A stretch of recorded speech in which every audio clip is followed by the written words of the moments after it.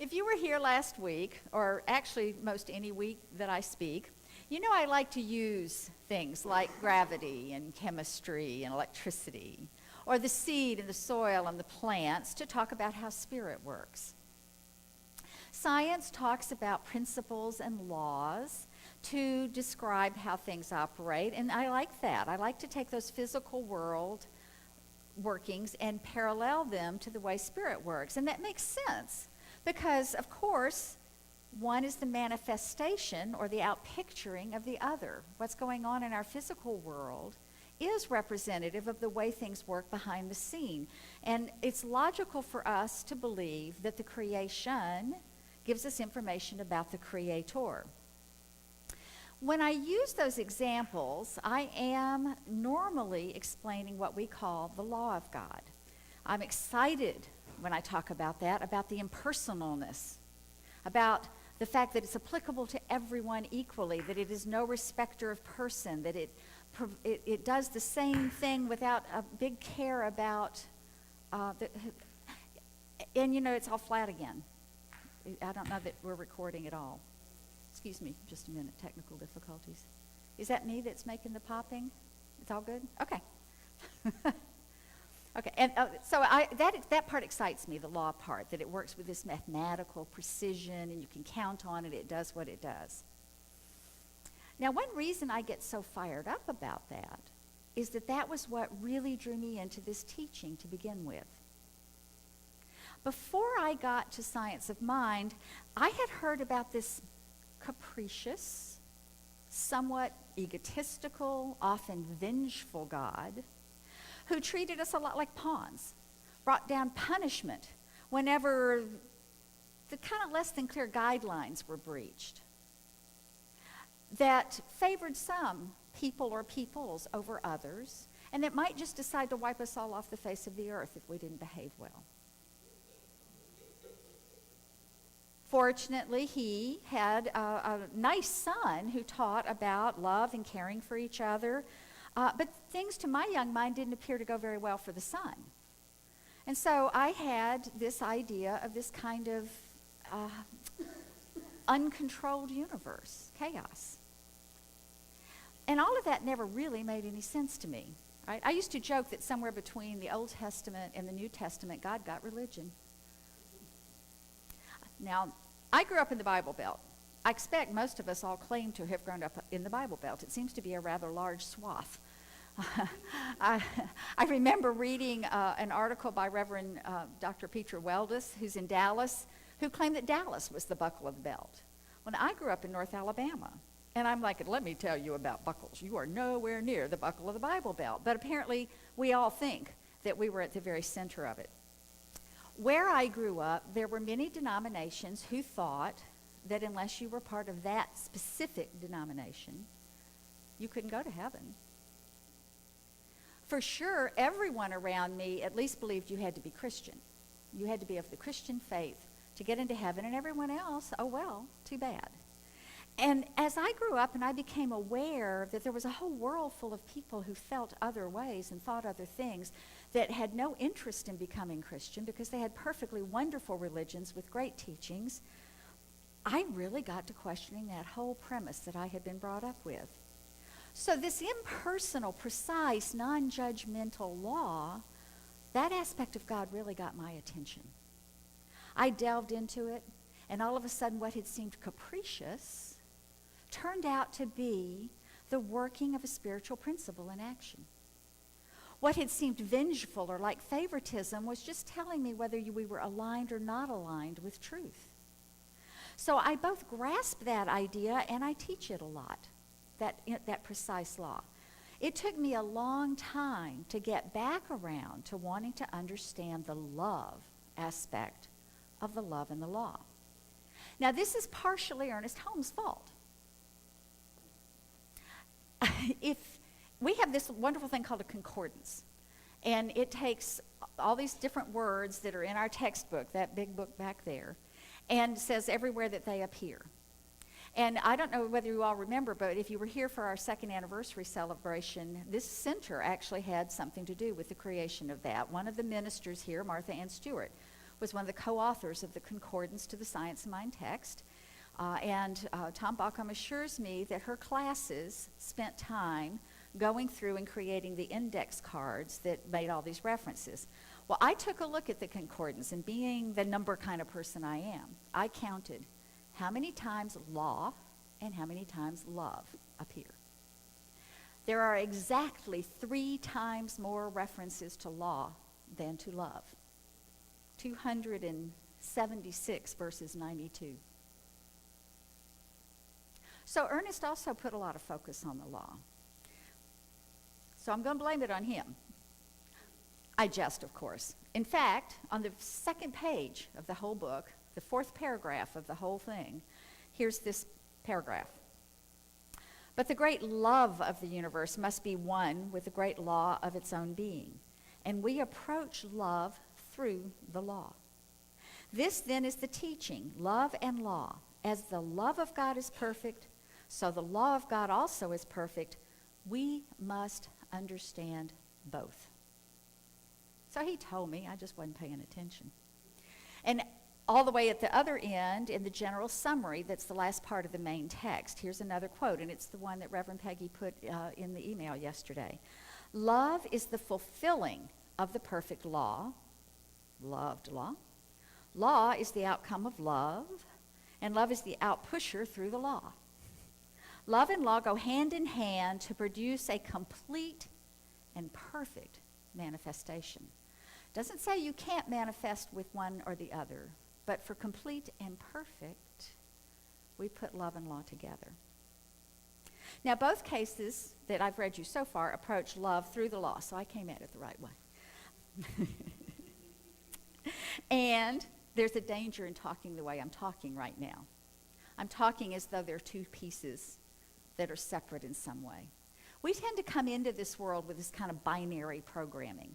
I don't know whether any of you were lucky enough to be around when they first started doing computers. I was actually a little young, but I got the opportunity to take a math class on binary counting with just 0 and 1.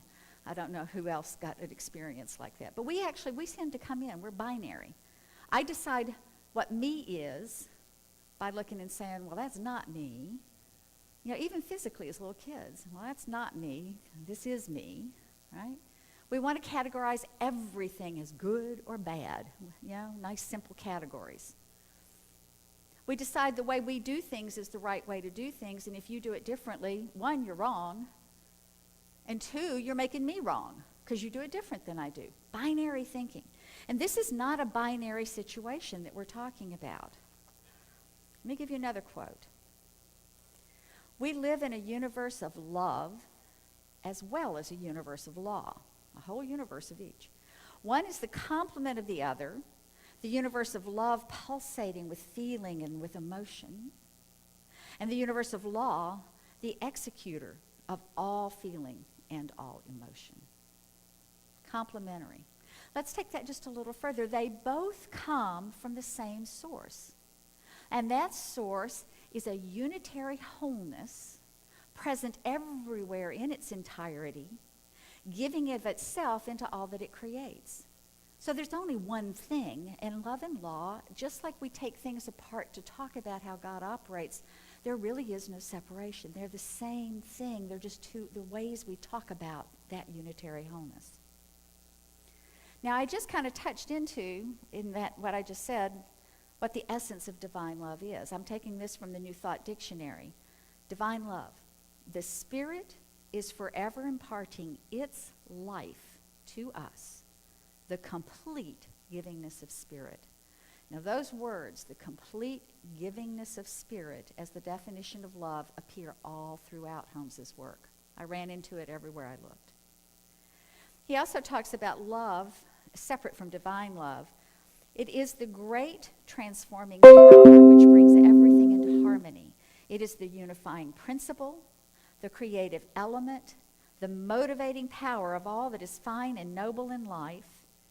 In metaphysical treatment being the kind of prayer work we do, it is the healing force. Not those of you in class, not the words, not the format, not the formula, the love The love is the actual healing force that's doing the work. Now, I know I'm getting a bit quote heavy today. I don't usually do that, but it's really important and necessary that we grasp, and more important than grasping, that we apply this healing power of understanding. It's said, one of the quotes, hand in hand to manifest. It's the healing power. It's important that we get this idea. And I know this because I spent years only doing half. There's another quote, but I'm going to break into it now and then. In the intelligent study of the teachings of the science of mind, we come to understand that all is love and yet all is law. So it's not binary. It's an allness that has aspects. Love rules through law. Love is the divine givingness. There's that term again, the divine givingness. Law is the way. Love is spontaneous. Law is impersonal. We should study the nature of reality with this in mind, and in this way we shall avoid two grave mistakes. Either viewing life as made up only of mechanical laws, the direction I was headed for a long time, or viewing it as made up only of spontaneous actions irrespective of law and order, which for me is the place I had found religion to be because it did not include law. It's the melding of the two. Some other terms that I ran into that I like, just, we like those little memory things. It's the cosmos and not chaos. Or another one, love is impulsion, law is propulsion. Love is impulsion, law is propulsion. Now that ought to be enough emphasis on the complementary nature of love and law and the importance of not separating them and trying to operate one without the other. Let me give you an example, since I like to use the physical world. Let's think of a painter and their painting. That's a creator who operates through a creative medium and produces a creation. The painter loves something to ever start the process. Loves the process of painting, loves the subject that's being painted, loves the image that popped into mind. There's something going on that starts with a love within the creator. But also, before anything actually happens, there are laws. The painter knows about what colors go together, how one kind of paint operates on one kind of medium, how to lay it on. There's technical aspects that have to occur as well, or no painting gets out there in the end. If the painter is faulty in any of that, is not strong in any of those, the painting might not be all that they hoped. If you don't have all the technical law skills, you may not be able to get the image out. If you don't have a wonderful image, there may not be much that shows up. So it's all a piece. So maybe we could attach this idea to the painter. So you might ask, what do I do with all that? Next week, my title is Love is Love is Love, which is partially in honor of the concert's name that's coming up on the Friday after that, but also because that came about in response to caring for people, for loving across the board. And that's what I want to talk about next week, to take this concept of love. How do we take that out into the world? But today, how do we use it up close and personal here at home? The way this finally came home to me, a friend of mine died. And I'm in this teaching, but I want to say more than I know you're all held in the arms of God. That seemed pretty far out there. That's very anthropomorphic to think of, some great being in the sky bundling us all up. And all of a sudden it got really clear to me that God was going to appear in the life of the person that was grieving through the other people that showed up in their life. God was going to hug them because somebody was going to hug them. God was going to smile and laugh and cry and tell stories with them because people were going to show up and do that. So we are the actual avenue through which that love appears. I got an even deeper, we have ministerial retreats when you're in school. They go on a cruise now. We went to a retreat, the particular year I'm thinking of, near Bradenton. And two of us were in charge, and we decided we should do something of service. We should be in service. And I found out they had a habitat build that happened every Saturday from 8 to 12. And I called and I volunteered, and I told them we were bringing ministers. And they said, that's great. We take a break in the middle of the morning, and we have cookies and water, and we pray ourselves back in. Will one of you do that? And I tried to offer that possibility to my friends, and they were all timid about doing it because this was a group of people these were almost all church people from various churches that came to do this, and they didn't. So I did the prayer. And what flowed through me so clearly was, if God wants a habitat house built, we got to go do that. God's got to have these hands and feet and hammering skills to get the habitat house built. If God wants to love the people that needed that habitat house, we were a necessary part of that. So it got real clear to me how God and the love of God becomes personal. It becomes personal because we are that for each other. That's our thing. So if I want to flow the healing power into the lives of others, I have to bring both the mechanical working, all my years of study, my belief and confidence in those laws, and I have to represent, I have to make known the love. It's why I'm up here. Trust me, this is not a high-paying profession. There's only one reason to be up here, because this is a life-giving, life-changing teaching. And if you love people, you tell them about it. I certainly want you to take your understanding of the love out into the whole world, but I would invite you to build your confidence in it, your strength in it, to practice it right here. This is where you get the base. What could be more loving than to invite other people to come here and find out that they are beloved creations of an all-loving God who has given the whole abundance of the universe already to each and every one of us, and there is a way to tap into that and make that part of your experience of life. What could you do that's more loving than that? I'm going to invite Joe Solar. Where are you, Joe? Joe is our current board president as of 2 weeks. 1 week? 1 week. Joe wants to talk to you about how easy it is to invite people.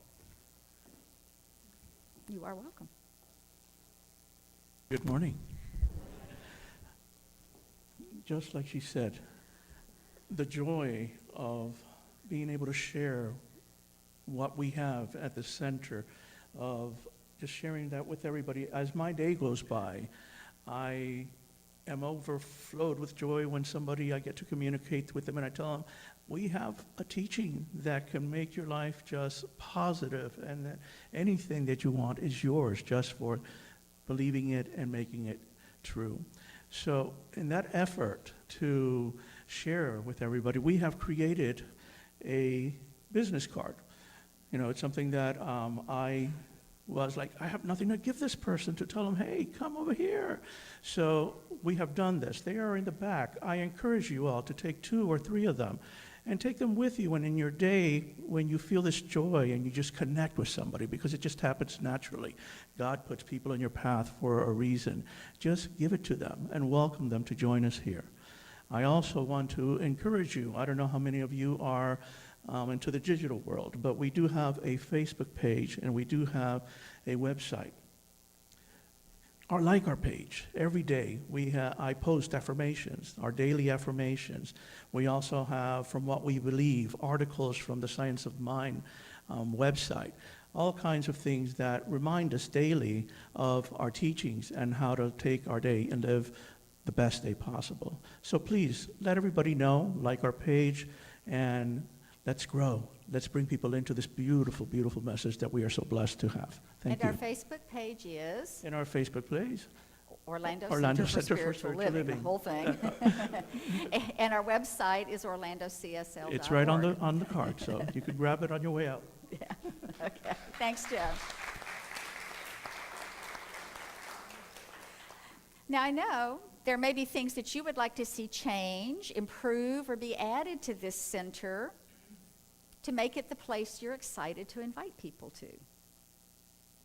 The way that happens is for you to involve yourself in making those changes happen and supporting those activities once they get going.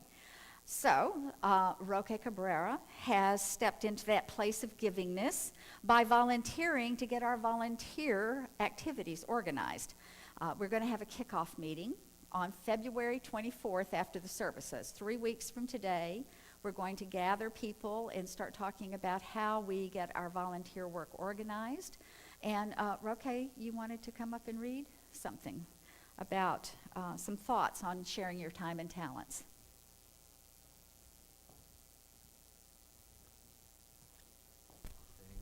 Thank you, Rev Cindy.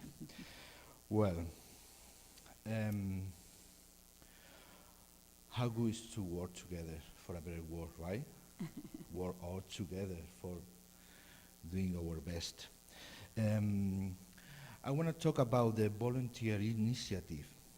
And let's read the volunteer insert in the program. There is a little insert there.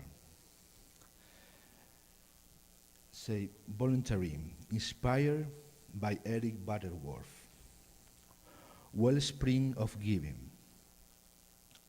True giving is not something we do to or for someone, but is our consent to let the flow of God flow through us to that someone. Recognizing that God is my source and that the act of giving is from inner, I first receive from God and then I give. In the fact of giving, what I am doing is expressing God through me. Instead of seeing a need when I give, I turn to the realization of the all-sufficiency of God and give from the consciousness of the divine supply, keeping me in the flow of God. Somebody have any doubt that this center is into the flow of God? So we are into the flow. The most important thing is what I give and from where I give. Being in the dynamic flowing process of the universe, I know that I am aligned with the divine spirit. My spiritual community serves me, nourishes me, supports me, gives me guidance, knowledge, teachings. Definitely, I am receiving my spiritual food. What can I do for my spiritual community? What can I do? Give my gift, my talents, my heart, my times.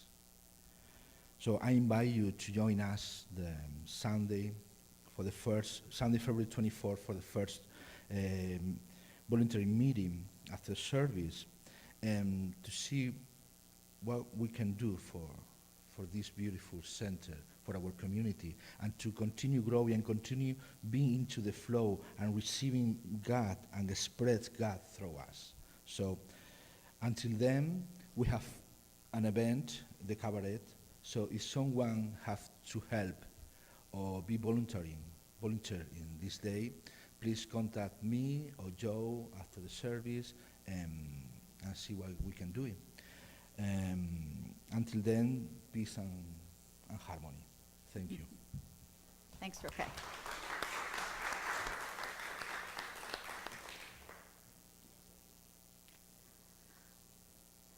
So, love and law, impulsion, propulsion, points the way, makes the way, hand in hand for a complete and perfect manifestation. Study the law here. Feel the love here. Heal here. And take the healing out from here. That's my word for today. Thank you.